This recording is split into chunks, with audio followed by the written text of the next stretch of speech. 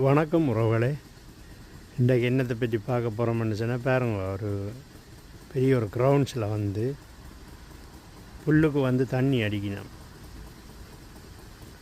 எவ்வளோ வடிவாக இருக்குதுண்டு பாருங்க. அதுக்குள்ளே பாருங்க இடையில வானவில்லும் வருது. அந்த தண்ணியில் ஒரு வகை இருக்குது, வடிவாக இருக்குது பாருங்க.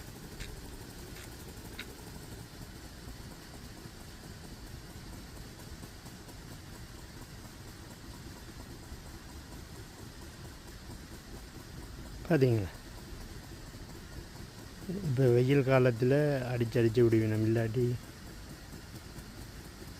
குளிர்ச்சியாக இருக்காது புல். ஓகே, நன்றி, வணக்கம். இன்னொரு வீடியோவில் சந்திப்போம். சுவிஸிலிருந்து கிருஷ்ணா.